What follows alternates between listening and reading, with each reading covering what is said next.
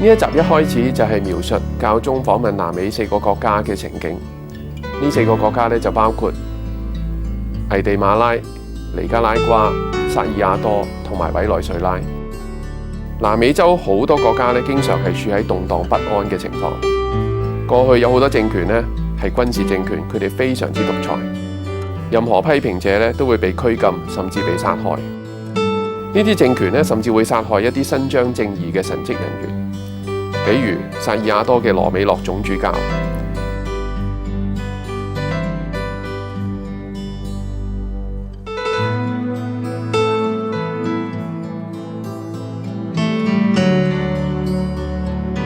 片中嘅其中一幕咧，就係教宗去到佢嘅墓前自祭嘅情景。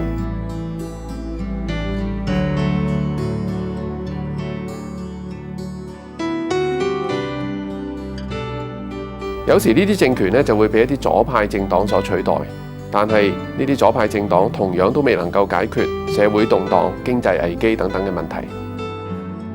危地馬拉主教團提出過一份嗰個國家35年來77位殉道者嘅名單，而原初擬定呢一份殉道錄嘅輔理主教自己亦都被殺害。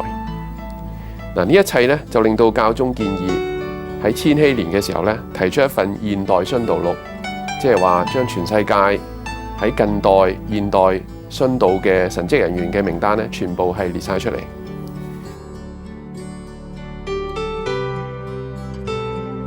殺害教士嘅情況咧，亦都發生喺北非嘅阿爾及利亞。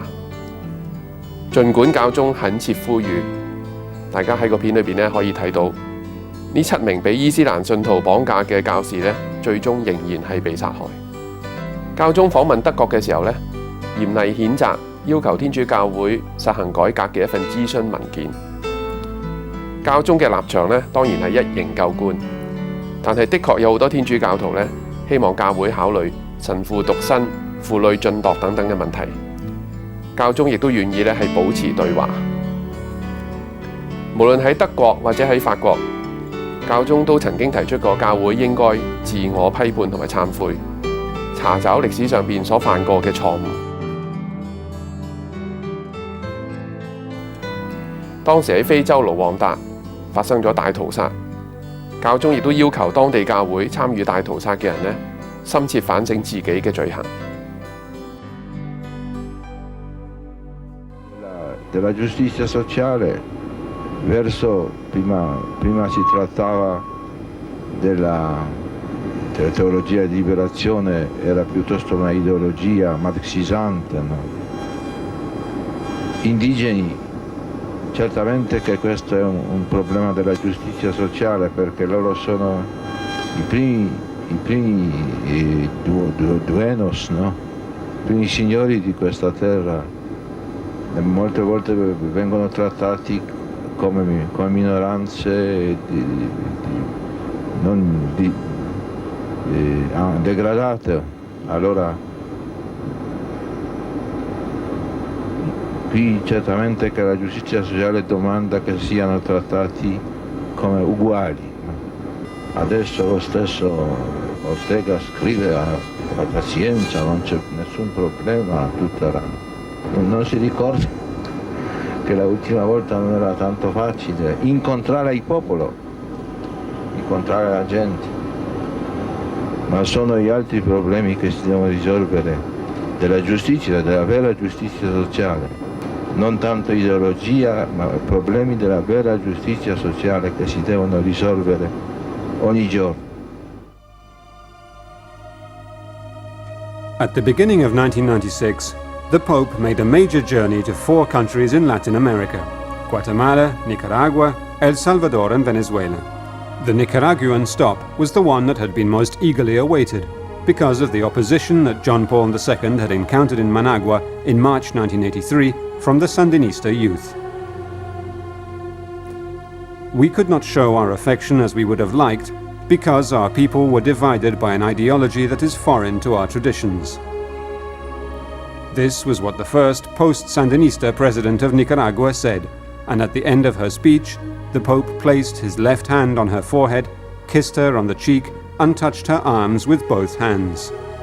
With this gesture, he sought to encourage the young, weak democracy of Nicaragua, and even more so, the people of Nicaragua, whom he saw passing from one political system to another while still remaining poor. At the end of the Mass, John Paul II improvised this greeting, so as to leave the people of Nicaragua with a message of hope. I remember the Mass 13 years ago. It was dark. Today, on the other hand, we have celebrated communion in the light of the sun. And here is John Paul II making his second visit to the tomb of the martyred Archbishop of San Salvador, Oscar Arnulfo Romero, who was killed by Colonel Dabuisson's militiamen on the 25th of March 1980 while celebrating Mass.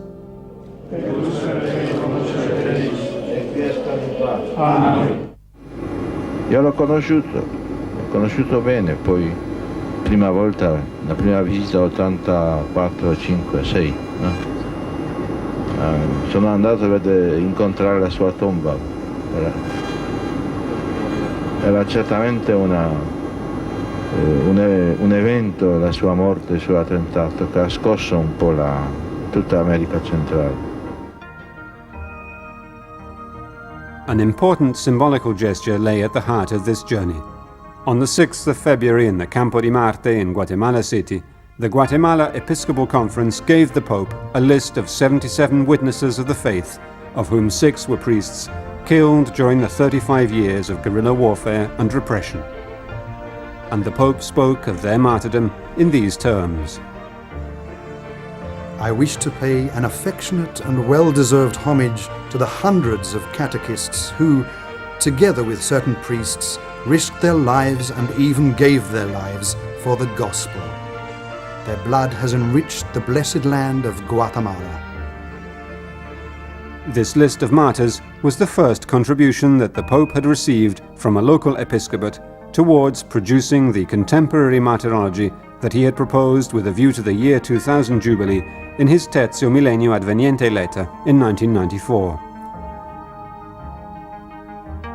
Among those who contributed to preparing the list of martyrs of Guatemala was the auxiliary bishop of Guatemala City, Juan José Conedera, who was subsequently killed. His death came on the 26th of April 1998. 2 days after he had presented at the cathedral the report of the project for gathering national historical information, that is to say, documentation on the victims of the Guatemala Civil War.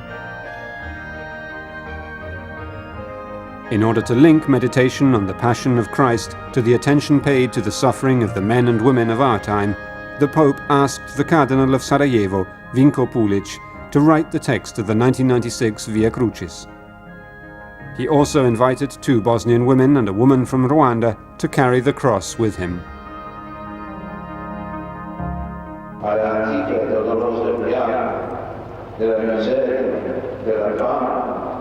Della malattia endemiche, della violenza, delle guerre, se ne aggiungono dalle modernità endemiche e dalle dimensioni impiegate.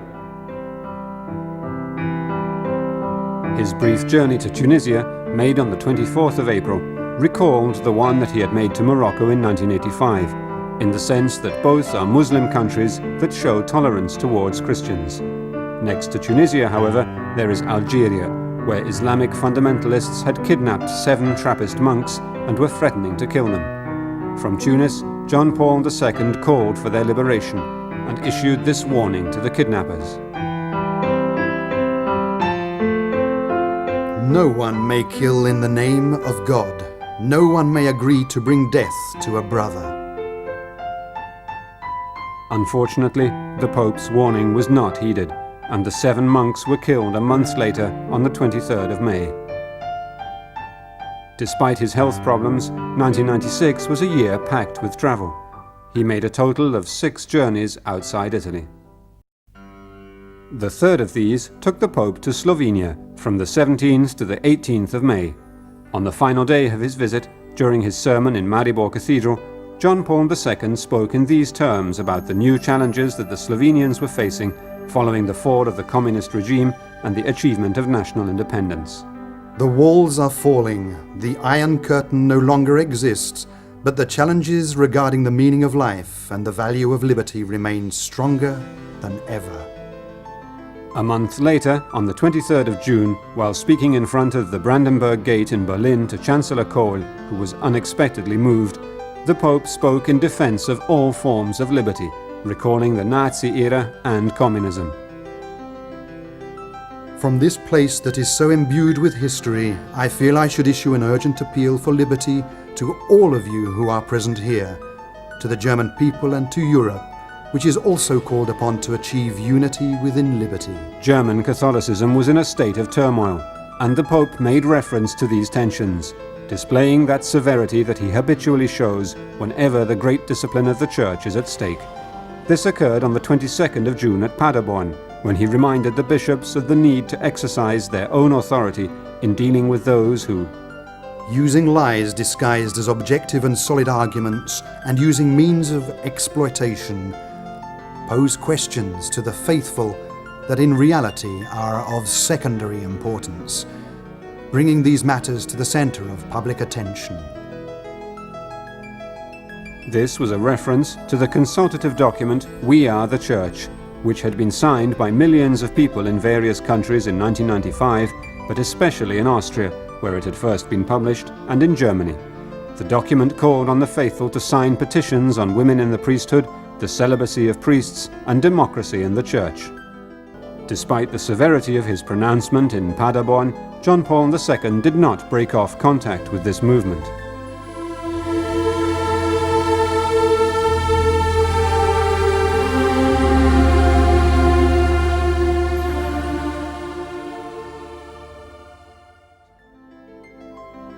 John Paul II made another important statement of a different kind, aimed not at stopping dissent, but at recognizing the responsibility of the entire ecclesiastical community on the last day of his third visit to Germany. He said that the German Catholic Church had done too little to oppose Nazism. This strong statement, all the more forceful in that it came from a Pole speaking on German territory, was made by John Paul II on the 23rd of June in Berlin, at a meeting with the Central Jewish Council, a few hours after he had proclaimed the priest Bernhard Lichtenberg to be blessed. Lichtenberg sacrificed his life by opposing the inhuman ideology of National Socialism. Although many priests and many lay people opposed that regime of terror, as historians have subsequently demonstrated, and although many forms of opposition were implemented in daily life, it was nevertheless too little.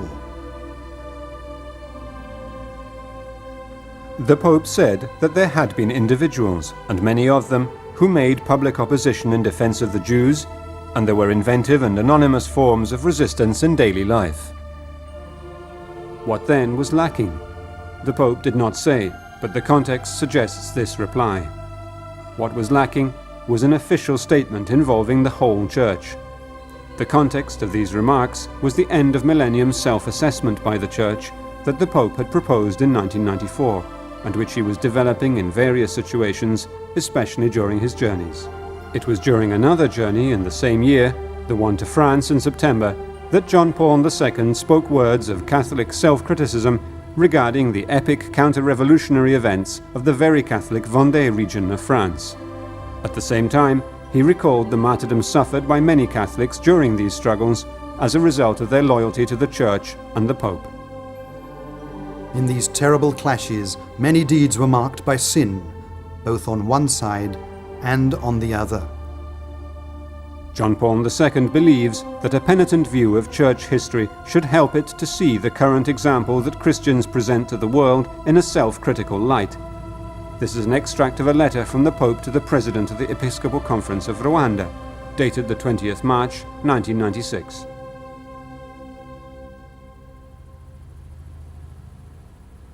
All members of the Church of Rwanda who have sinned during the genocide must have the courage to face the consequences of their actions against God and against their kin. The brief journey to Hungary on the 6th and 7th of September for the millennium of Pannonhalma Abbey marked a serious ecumenical disappointment for John Paul II. He had hoped to be able to meet the Orthodox Patriarch of Moscow at that ancient point of contact between East and West. John Paul II had been trying in every possible way for 5 years to bring relations with the Orthodox Church back to normal following their rapid deterioration after the fall of the Communist Wall, especially over the Uniate question. But at that time, the office of the Patriarch of Moscow considered the assurances received from Rome to be inadequate. On greeting the Pope at Pannonhalma, the Hungarian President Árpád Goncz said, "I am sorry that Pannonhalma Abbey, which was founded before the Great Schism, could not be the scene of an ecumenical meeting." On Christmas Day 1995, John Paul II was obliged to interrupt the Urbi et Orbi message because of abdominal pains caused by an ailment that was not then clear, which also forced him to stop work several times in March and August 1996.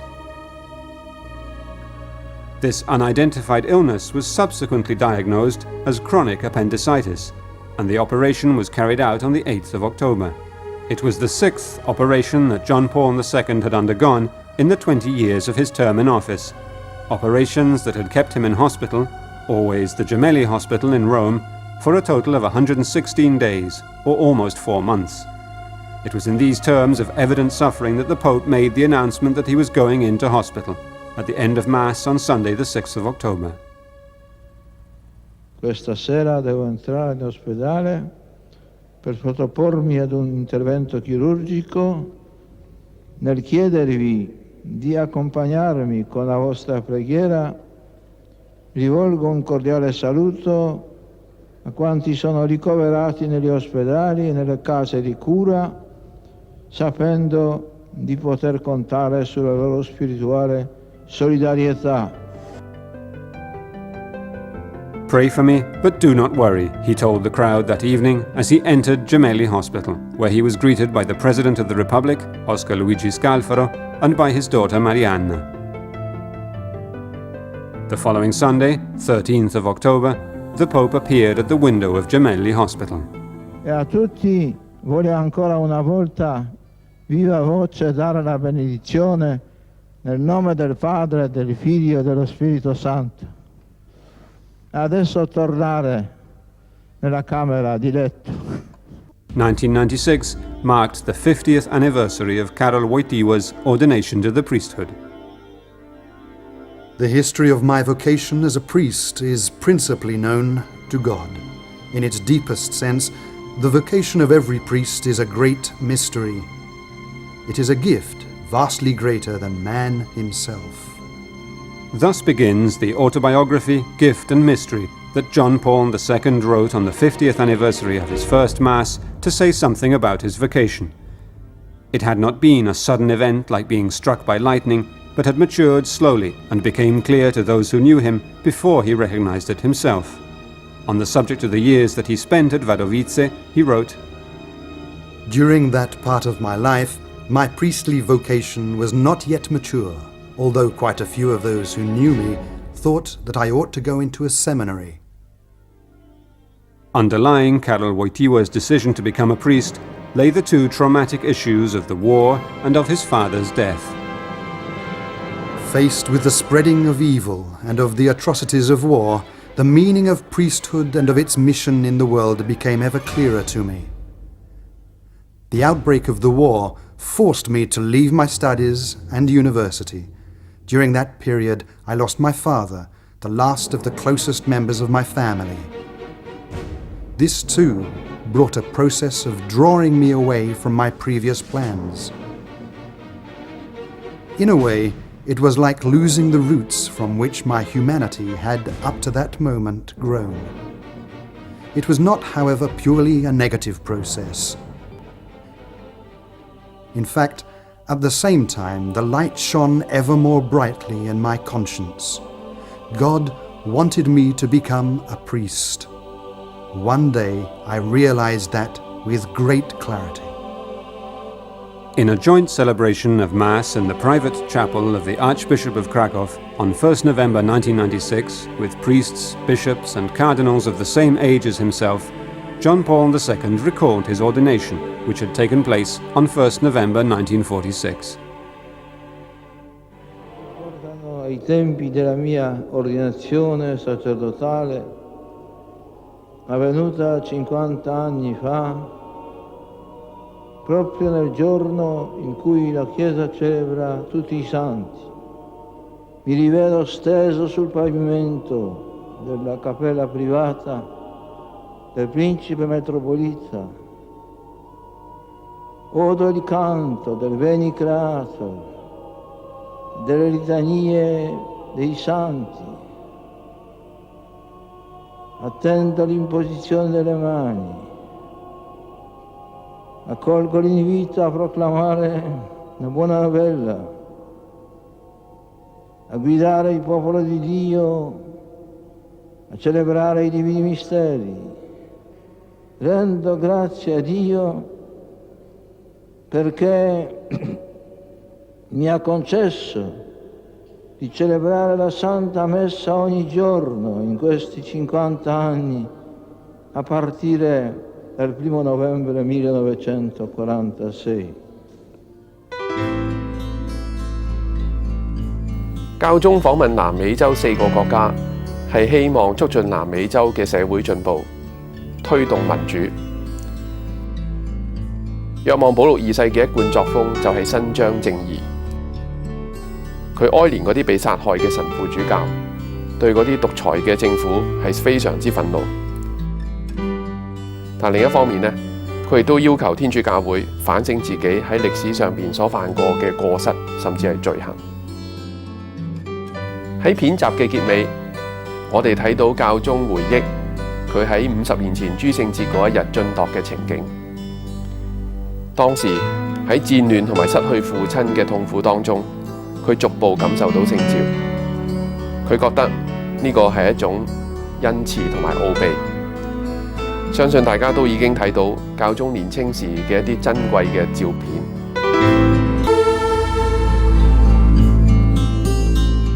喺1997年呢一集嘅紀錄片裏邊呢，一開始大家睇到嘅就係巴黎嘅普世青年節。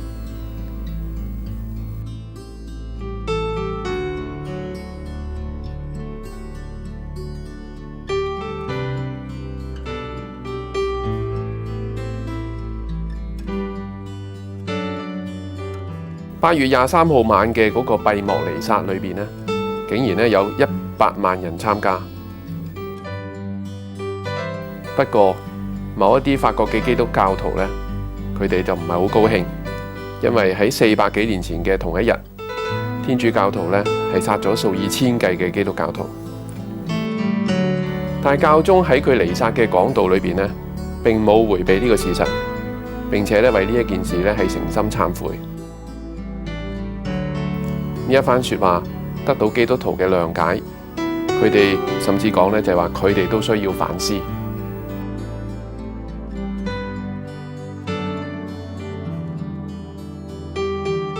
喺呢一年呢，教宗若望保祿二世接連訪問咗2個悲情城市，就係薩拉熱窩同埋貝魯特。本來呢2個城市呢，都係各族融和、多元並舉嘅典範，各種宗教、各種文化、各種語言呢，係和平共存。但係最後2個城市呢，都陷入生靈塗炭。整個城市成為廢墟，好多家庭呢係家破人亡。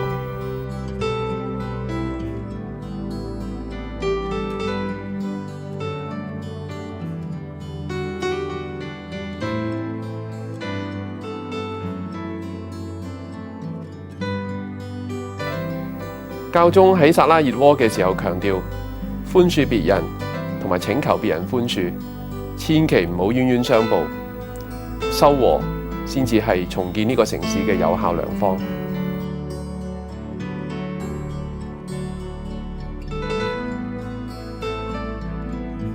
對黎巴嫩呢，若望保祿二世喺做教宗嘅時候呢，就已經非常之關注。貝魯特呢一個城市呢，本來係中東嘅天堂，經濟繁榮，各個民族呢，各個宗教都能夠和平共處。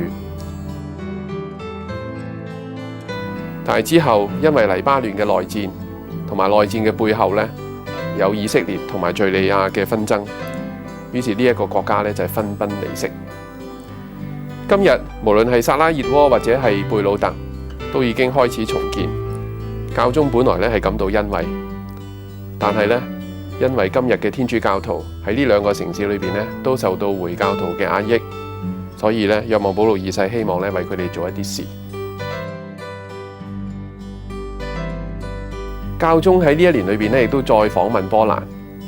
佢喺波蘭提到，儘管東西方嘅圍牆已經倒下，但係人與人之間無形嘅牆呢依然存在。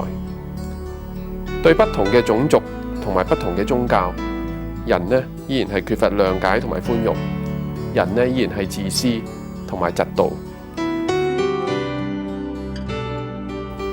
教宗以悲天憫人嘅精神，希望人類懂得互愛同埋互相尊重。Après cette splendide journée à Paris,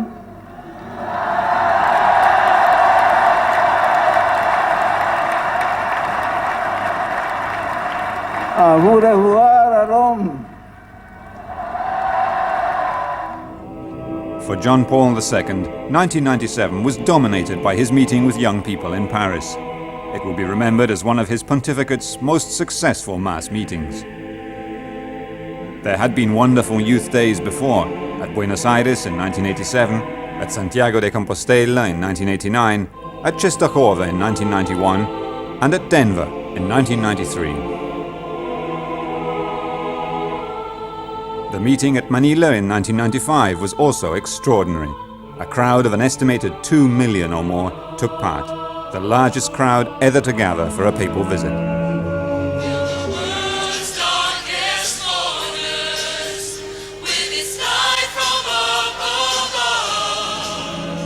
At Paris, though, there was something else in the air, a sense of surprise that a meeting like this could take place in the worldly, sceptical French capital, the City of Light that for more than 2 centuries had led the way towards a more secular society, at least as far as Europe's Latin countries were concerned.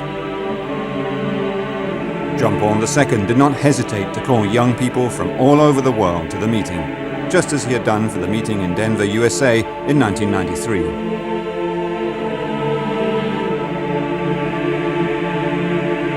And just as with the Denver meeting, they made their way to Paris in 1997, passing on their enthusiasm to the French, who also arrived in ever greater numbers, taking the organizers by surprise. 1 million people attended the final Mass. 750,000 attended the vigil the night before. That took place on August the 23rd, St. Bartholomew's Eve, which provoked scandal and controversy in France because it was the night on which the Catholics massacred the Protestant Huguenots in Paris in 1572.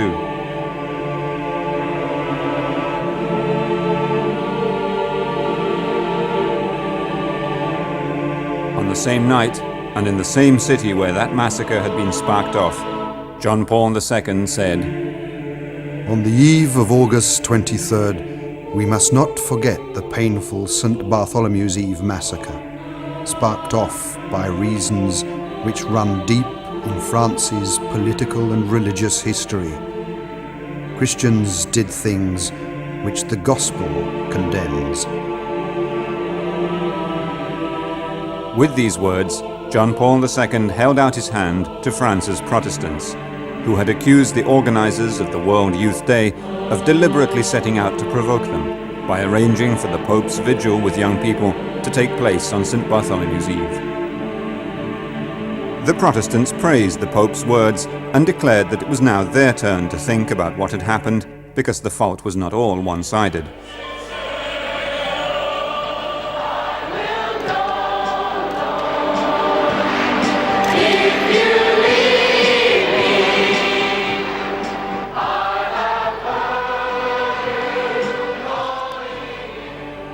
The Pope's love for young people is not limited to mass meetings like this one.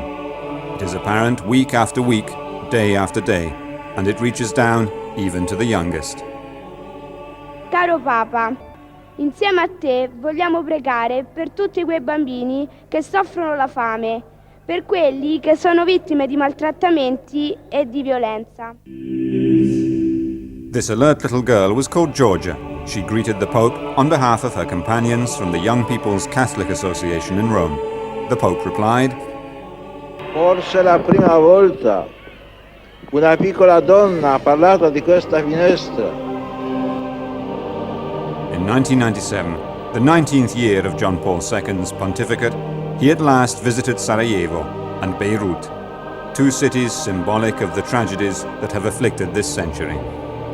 He went to Sarajevo on April 12th to 13th, and the 2 days of intense activity he spent there were a kind of revenge on the bad luck that had forced him to put off his visit for so long.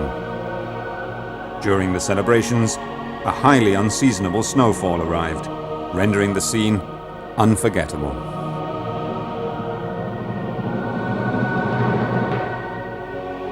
Cardinal Vinko Pulic showed the Pope round the ruined city, giving him details about the wounded. From the beginning of the war in 1991 to its end in 1995, 270,000 people died. There were 1 million refugees and more than 1 million homeless. His visit to Sarajevo, like his visit to Zagreb in 1994, became an uninterrupted plea for forgiveness and reconciliation. Let us forgive and ask for forgiveness became the Pope's motto. He repeated it in 7 of his 9 speeches, before the people and the government, the crowd at the Mass, and the bishops, Muslims and Jews, Orthodox believers, and the Caritas volunteers. To everyone, everywhere. John Paul II's most impelling message went to the 4 Catholic bishops of Bosnia and Herzegovina. He invited them to make reconciliation their main aim. This could only be done by healing souls wounded by pain and at times warped by feelings of hate and of revenge.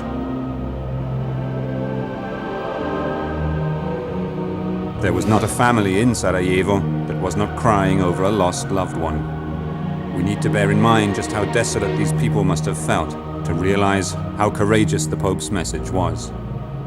His message was that Sarajevo, a city that symbolizes the suffering of this century, can become the symbol of reconciliation in Europe.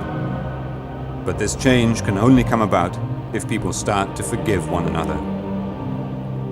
Otherwise, revenge will end up destroying what is left of the sense of coexistence between 3 different peoples. Only the Pope could bring a message like this to a tortured city and be listened to, if not followed.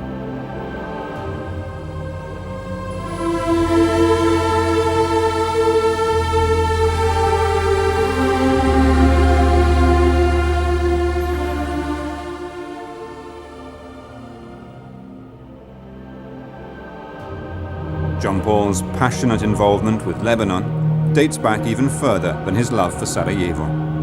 It goes back to before his election as Pope, when the cardinals sent a message out about the Lebanon crisis during the Interregnum. It appears in the first speech he ever made as Pope, which took place in the Sistine Chapel the day after his election. Here he pleaded for peace in the war-torn land of Lebanon. John Paul II was to talk continually and at every available opportunity of his desire to visit Lebanon, or at least the city of Beirut. His passion for this tormented Middle Eastern city is similar to his passion for Sarajevo in the 90s. Both cities had a long history of peaceful cultural and religious coexistence. In both cases, there was a need to push for intervention to restore peace. In both cases, there was a need for a dialogue with Islam. And in both cases, there was a Catholic community present, which risked being crushed first under the weight of the conflict and then by the peace agreements. John Paul II spoke up for Lebanon on hundreds of occasions. Here is just one of his appeals, enough by itself to give an idea of how strongly he felt. Improvising, he spoke out in poor Italian, but the message came straight from the Gospel. Non possiamo lasciare che si faccia distruggere un popolo, un paese.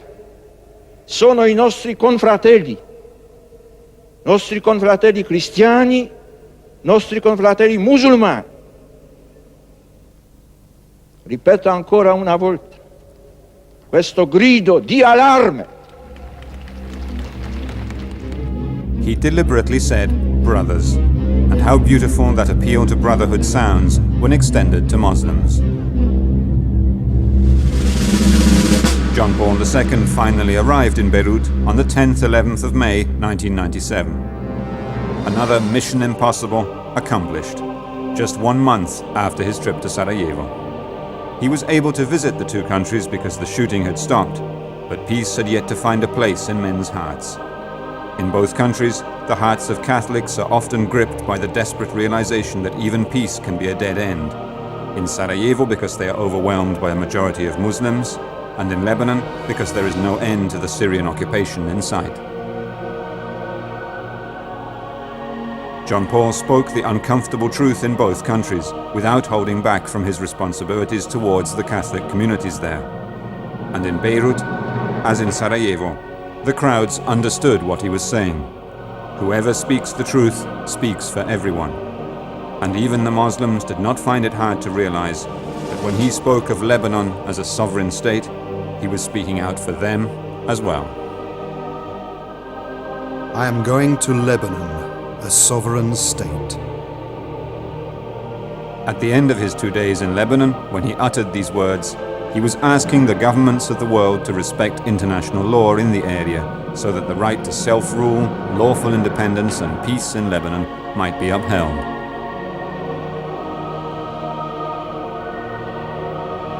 John Paul II reached his 77th birthday.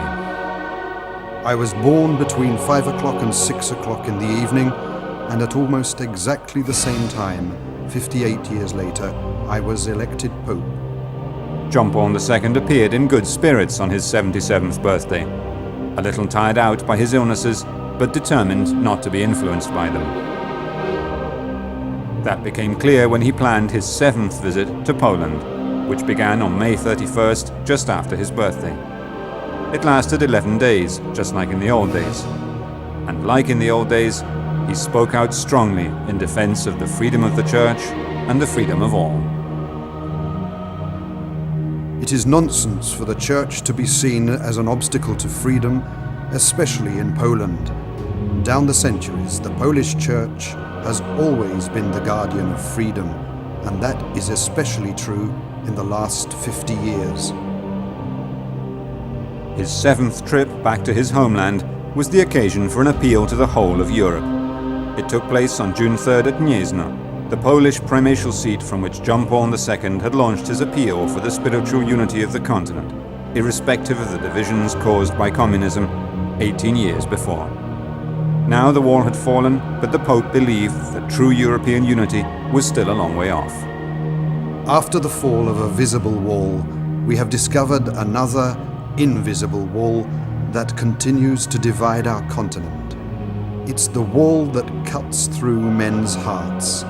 It is a wall of fear and aggressiveness, of lack of understanding for those who come from other countries, who have a different colored skin or a different religious creed. It is the wall of political and economic selfishness, of the weakening of any idea of what life and the dignity of the individual really mean. As always, his return to Italy was the occasion for important yet friendly messages of confidence. On the 16th of October 1978, when we were in conclave, Cardinal Wyszynski, the primate of the millennium, said to me, "You will have to guide the Church into the third millennium. As the years are passing and I am growing older and older, help me with your prayers so that I may carry out that mission." In the summer and autumn of 1997, John Paul II took part in 3 great assemblies, the sort that make him feel young again, as he likes to say. The first, in August, was the World Youth Day in Paris. The second was the Italian National Eucharistic Congress in Bologna, which John Paul II closed on the 27th and 28th of September. The third was the Second World Meeting of Families, with the Pope, which took place in Rio de Janeiro. While flying from Rome to Rio on October the 4th, journalists interviewed John Paul II about the appeals for forgiveness, which were featuring more and more in the lead-up to the Jubilee year. He said, "It's interesting how it's always the Pope and the Church that asks for forgiveness, while everyone else says nothing. But perhaps that's the way it should be." John Paul II does not feel that repentance is linked to context or the need for it to be two-way. He knows that it may risk isolating the Catholic Church or making it appear weak, but he is convinced that the Gospel calls for repentance, and it is something that is always necessary.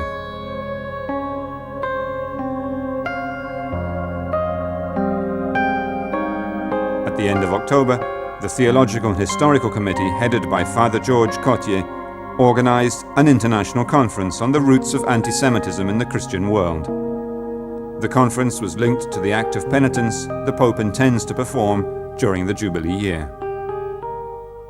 The Pope received 60 scholars from around the world and made the most courageous declaration yet issued on the subject of Christian hostility to the Jews, criticizing the part played by the Church in the past.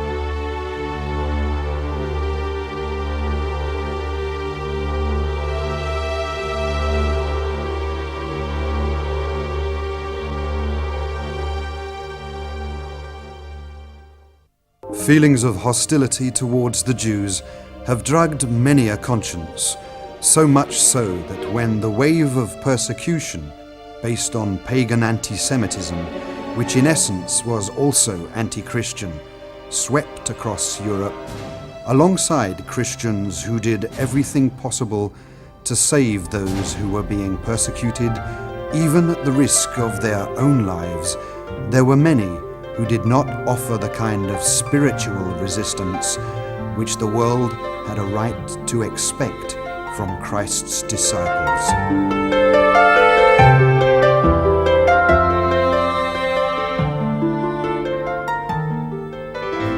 大家可以睇到片集嘅結尾呢，就提到反猶太主義。教宗若望保祿二世好勇敢咁樣承認，天主教會昔日喺敵視猶太人方面呢，係要負上責任嘅。好多基督徒並冇為猶太人抗爭，呢個其實係違背咗基督精神嘅表現。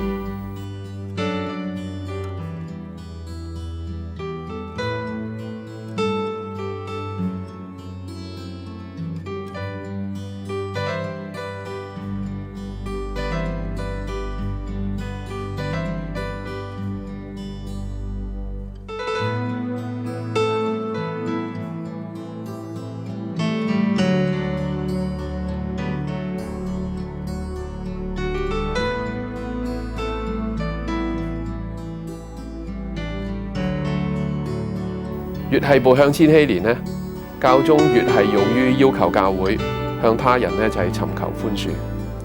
呢個就係正視歷史、敢於懺悔嘅表現。天主教會越係勇於面對過去自身嘅錯誤，就越能夠贏得世人嘅尊重。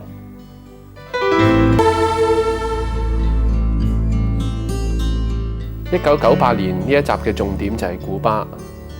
喺古巴總理卡斯特羅嘅統治底下，天主教徒咧係難以享受到宗教自由，所以教宗嘅到訪咧係象徵住梵蒂岡同埋古巴關係嘅改善。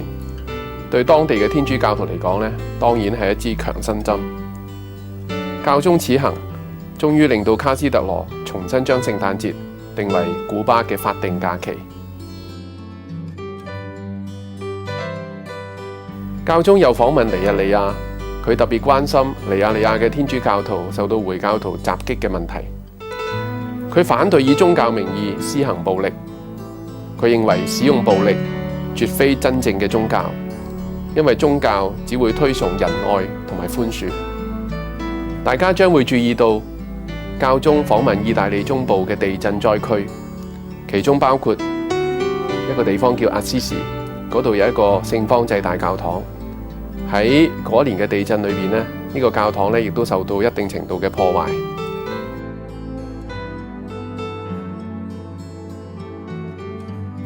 阿斯士其實當年就係聖方濟出世嘅地方，而呢一個教堂亦都係佢嘅遺體埋葬嘅地方。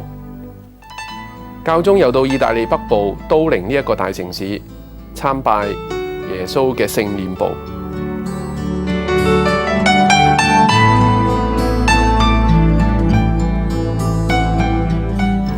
但係科學家其實已經透過考古學檢驗古物嘅方法，知道呢個並非係2000年前嘅古物，所以教宗先至講啦，就係話一方面我哋要尊重科學，但係另一方面亦都要尊重教徒嘅感受。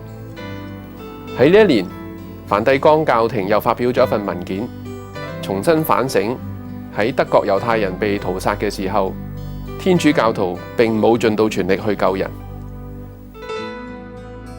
教宗再次呼籲天主教徒喺呢件事上面係有責任嘅。天主教徒唔可以再讓呢一啲罪惡係再次發生。踏入千禧年，教宗就籲請天主教會為過往嘅呢一啲過失而誠心懺悔。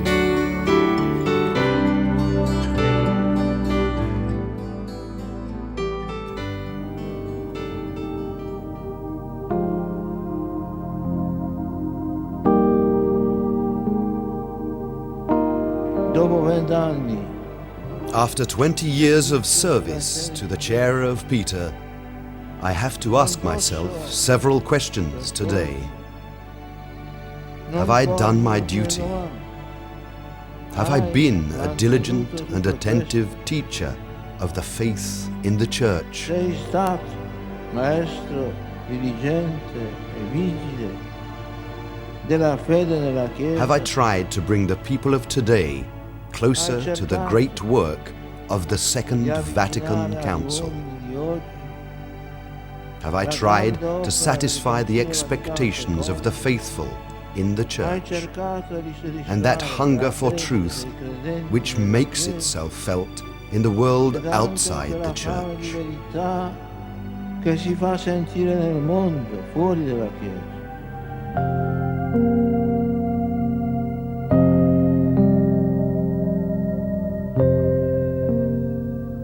Padre Santo, il Signore le doni ancora molti e molti anni di episcopato romano e le conservi sempre. 1998 was the year the Pope celebrated the 20th anniversary of his pontificate, surpassing in the length of his reign all his predecessors of the 20th century. It was also the year of preparation for the upcoming Jubilee of 2000. For this purpose, 2 continental synods for Asia and Oceania were held. A document dedicated to the purification of memory regarding the Shoah was published, and the bull announcing the Holy Year and describing the novelty and importance of the event was promulgated. Preparations for the Jubilee of the year 2000 didn't distract the Pope from his ordinary preaching activities, especially those offered by the apostolic trips abroad. The visit to Cuba, for example, which was one of the most important of his entire pontificate.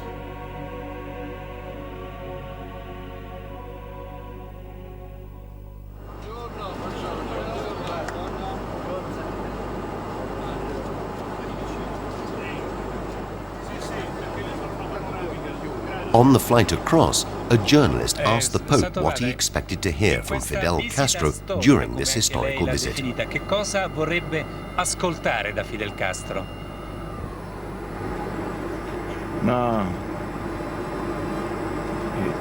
I want to hear the truth, always and everywhere.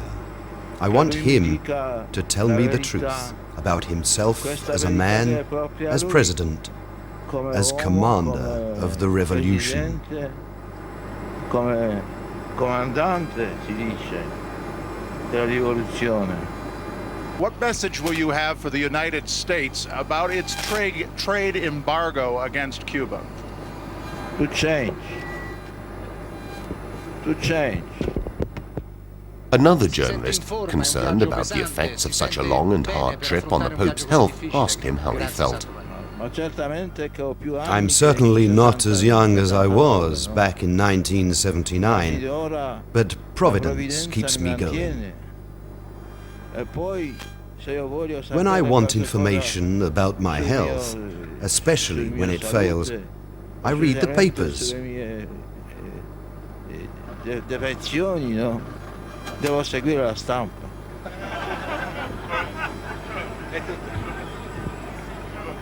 John Paul II wanted to visit Cuba since the beginning of his pontificate. Almost every trip to Latin America, starting with Mexico in 1979, had been an opportunity to confirm that wish. The Pope's first purpose was to bring the solidarity of the Universal Church to the poor Catholic community there, deprived of its religious rights by the communist regime of Fidel Castro.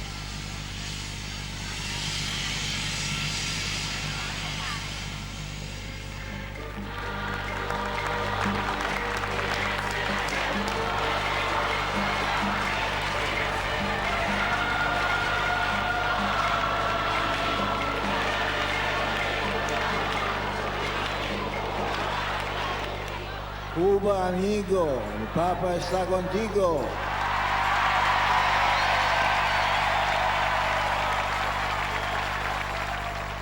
A modern state cannot turn atheism or religion into a political system.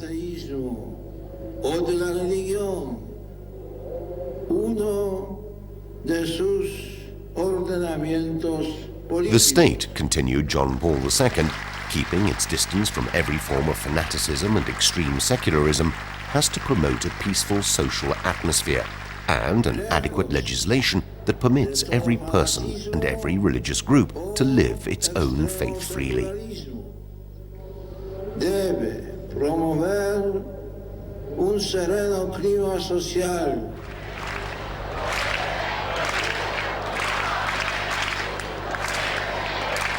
Yo no soy contrario a los aplausos, porque cuando... I have nothing against applause, because when you applaud, the Pope can rest a bit.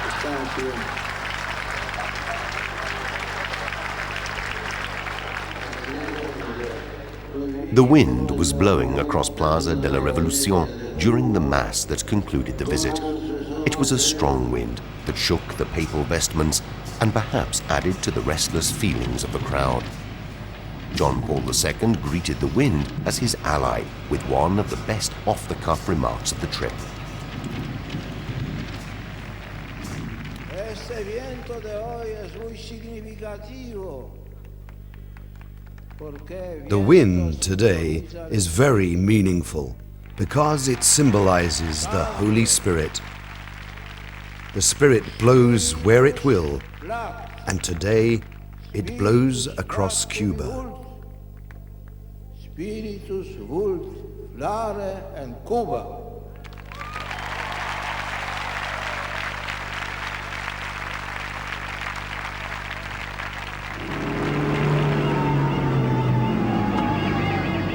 Bringing solidarity to people in difficulty and preaching human rights marked the Pope's second visit to Nigeria, from March the 21st to the 23rd. With respect to the first visit, which took place in 1982, the Pope found greater tensions in Nigeria between Muslims and Christians. The Christians in the north of the country were frequently victims of attacks by fundamentalist Islamic groups.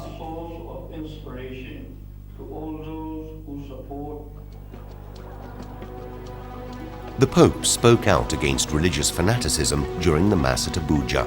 It was a warning he had already repeated in Sudan in 1993 and again in Tunisia in 1996. Every time violence is committed in the name of religion, we have to clarify before all that, in those circumstances, we are not in the presence of true religion.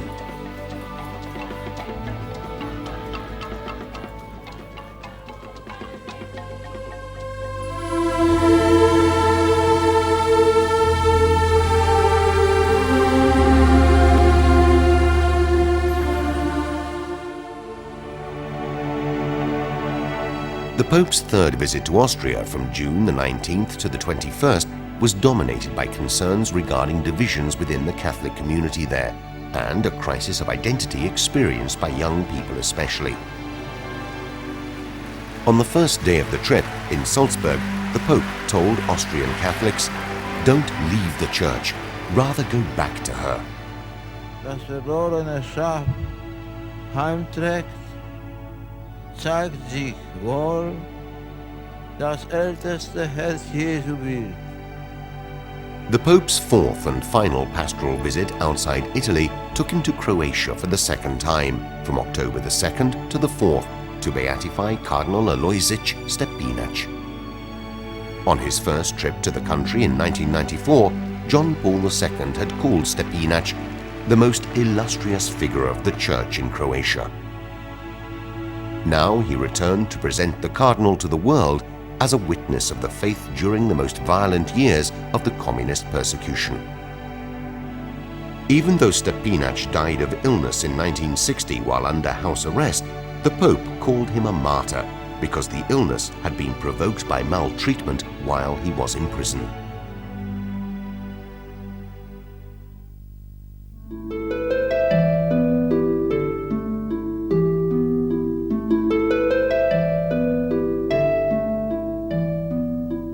Among the trips around Italy, perhaps the most memorable was the one made on January the 3rd to the earthquake victims of Umbria and the Marches, two regions in central Italy which had been hit by an earthquake the previous September and had suffered death and destruction, including the damaging of the upper basilica of St. Francis in Assisi.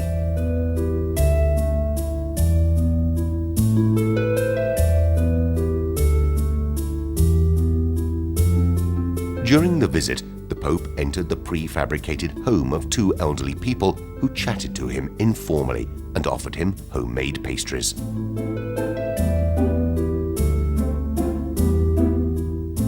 Another visit within Italy took John Paul II to Turin on May the 24th, when he knelt before the shroud. The Pope invited scientists to continue their research on the Shroud of Turin with inner freedom, respecting both the methodology of science and the sensitivities of believers.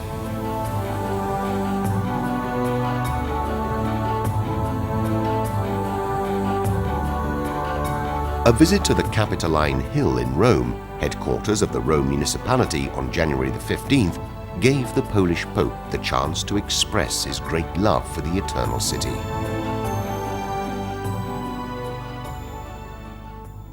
Roma, mia Roma, Rome, my Rome, I bless you, and with you I bless your children and all your plans to do good. Roma, Roma, which read backwards spells amor, love.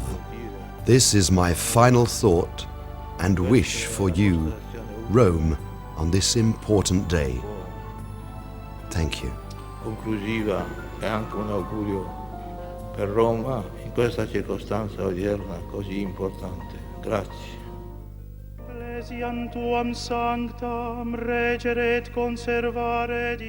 We Remember, a reflection on the Shoah, is the title of a document prepared by the Pontifical Commission for Religious Relations with Jews, a document that was published on March the 16th. The document was intended as an act of penitence by the Catholic Church in recognition of the fact that many Catholics failed to do all they could to assist Jews during the Nazi Holocaust. The Pope returned to the subject on October the 11th during his homily for the canonization of Edith Stein, the most contemporary model of sainthood in the Church, a German Jewess who converted to Catholicism and became a Carmelite nun, a feminist and a philosopher. She died in Auschwitz in 1942.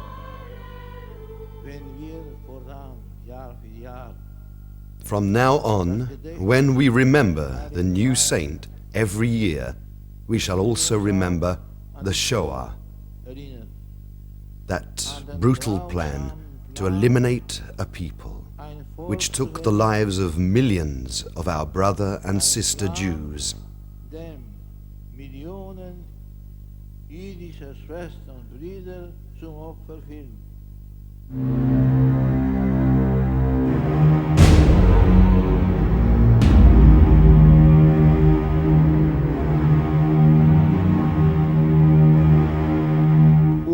Gottes und der Menschen willen.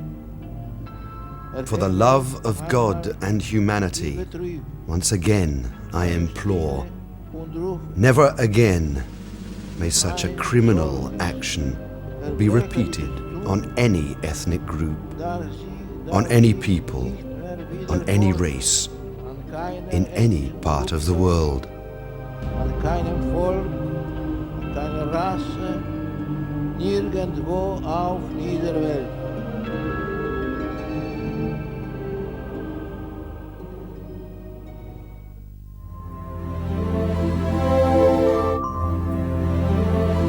Among the events that took place in St. Peter's Square, the meeting with ecclesiastical movements remains especially memorable.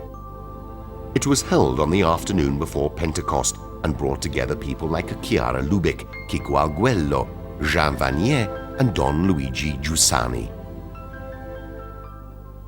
Quello di oggi è davvero un evento. Today's event is truly unique. For the first time, ecclesiastical movements and the church community are together around the Pope. Si ritrovano tutti insieme con il Papa. Preparations for the Great Jubilee included a celebration of a synod for Asia in the spring and one for Oceania in the fall.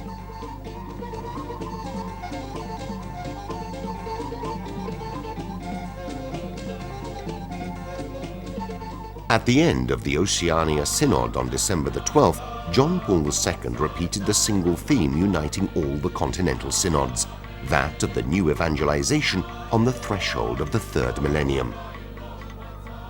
You all shared ideas and expressed unity around the central theme. Jesus Christ, for the people of Oceania too, is the way to follow, the truth to proclaim, the life to live. Throughout the world, the new evangelization has this program which it carries out through the generous collaboration of the Holy Spirit, which renews the face of the earth. November the 27th marked the publication of the Bull of Indiction of the Holy Year, Incarnationis Mysterium, the mystery of the Incarnation. The Bull prescribes that the year should be celebrated at the local church level, in Rome and in the Holy Land, that it should have an ecumenical dimension, that it should encourage believers to work for the liberation of modern-day slaves, with special attention being paid to the world's poorest nations strangled by the foreign debt, that it should call the whole Catholic community to make penance for the wrongs of the past and to acknowledge the witnesses of the faith who gave their lives for Christ during the 20th century. At the time of signing the bull for the Jubilee, John Paul II had just celebrated the 20th anniversary of his pontificate. He celebrated this anniversary by publishing an important encyclical on the relationship between the Christian faith and contemporary thought, Fides et Ratio, Faith and Reason, an invitation to the intellectuals of our time to trust that reason can reach objective truth and overcome the temptations of skepticism and desperation so typical of our age.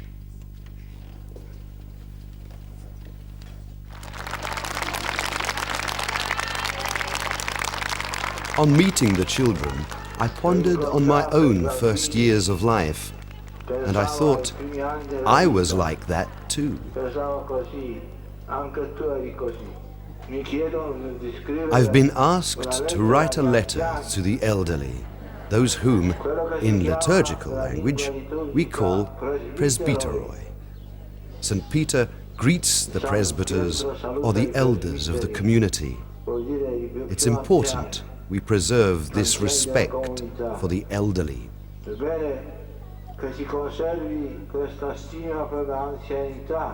The wind loves the young, and it rejuvenates the not so young.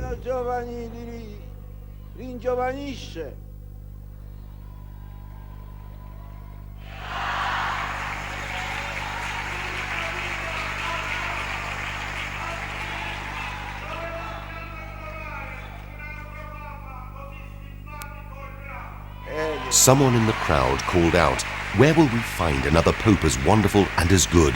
And the Pope replied, Wonderful for some, not so wonderful for others. Per ogni simpatico, per altri antipatico.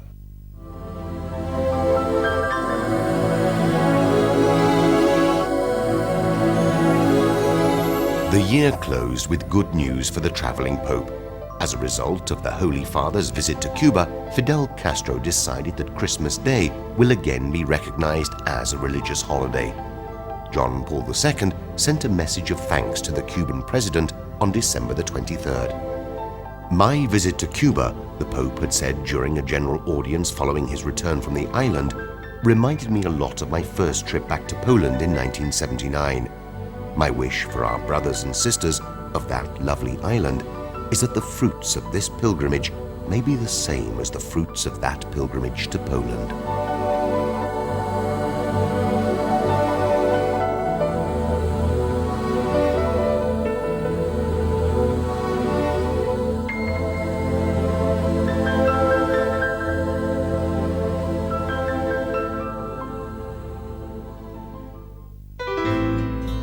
喺片集嘅結尾呢，教宗號召教友應該致力於解放現代人嘅奴役，並且透過信仰同埋理性通諭，希望知識分子相信，通過理性，我哋係可以達至到客觀真理。